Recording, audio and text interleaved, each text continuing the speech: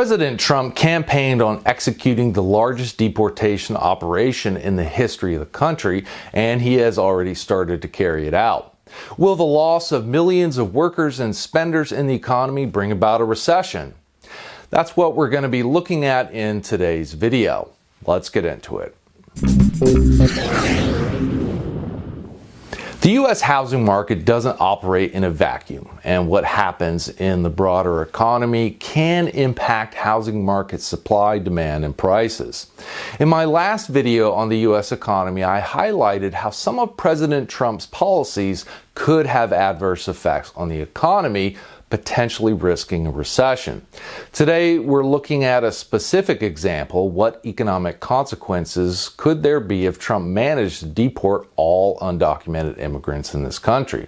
In some ways, it's a bit of a thought experiment because it would be a massive undertaking, potentially costing hundreds of billions of dollars, and just might not be doable within the 4 years President Trump has in office.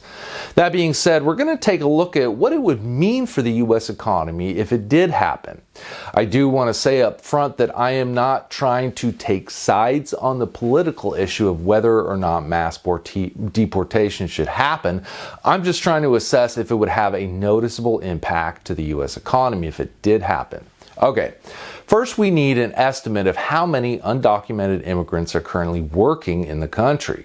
Now, there's no hard data on this, and there are plenty of estimates. I'm not going to worry too much about being exactly precise on this. We just need a ballpark estimate. So, when in doubt, ask AI. When I asked ChatGPT how many undocumented immigrants are working in the country right now, I get an estimate of about 7 or 8 million. Should I rely on AI for truth and accurate estimates? Absolutely not. But ChatGPT is just scanning the internet for answers, and when I do some Google searching, I get estimates in that ballpark as well. So I'm going to go with the lower end of that, 7 million, to produce a somewhat conservative estimate of economic impact for our analysis. Now, the question we want to answer is what would happen to U.S. economic output if 7 million workers were removed from the workforce? To start, we're going to calculate the average output per worker in the economy. We will do that by dividing real GDP, or measure of total economic output, by the total number of employed persons in the U.S. As of the fourth quarter of 2024, that number was 145,866 inflation-adjusted dollars of average economic output per worker on an annualized basis. Now that we have an estimate of average output per worker, we can see what GDP would look like if we removed 7 million people from the workforce. I have to say at this point, this is a very simplified analysis. We're using the average economy-wide output per worker, but undocumented immigrants aren't spread throughout the economy evenly. They are concentrated in particular industries, such as construction, agriculture, and leisure and hospitality, which would have a different output per worker. That being said, using the average economy-wide output per worker gives us a good enough estimate to gut check if this would be a large or small economic impact. Okay, so we take that 145,000 output per worker and multiply it by 7 million, which gives us a contribution of 1.021 trillion in economic output for undocumented workers. As of the fourth quarter of 2024, total real GDP was 23.531 trillion. Subtracting 1.021 trillion from that would represent a 4.3% decline in real GDP. To put that in perspective, during the Great Recession, real GDP declined by 4% from the peak in the second quarter of 2008 to the low point in the second quarter of 2009.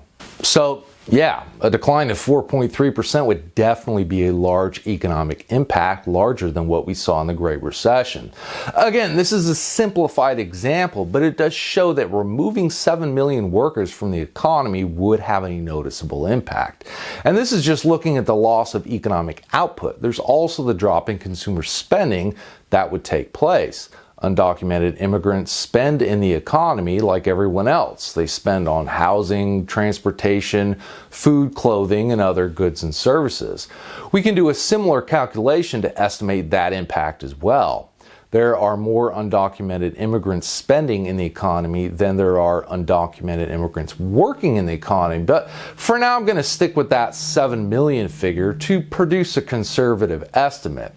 If we take the total amount of consumer spending and divide that by the U.S. population, we get an average estimate of consumer spending per person, which works out to be 47,719 inflation-adjusted dollars of consumer spending per person.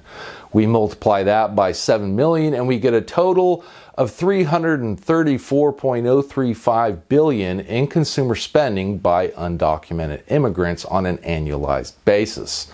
Subtract that from total GDP, and we get a 1.4% decline in overall GDP.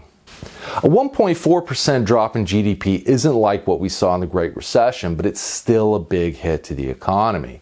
And that's just looking at the consumer spending impact of removing 7 million people from the country.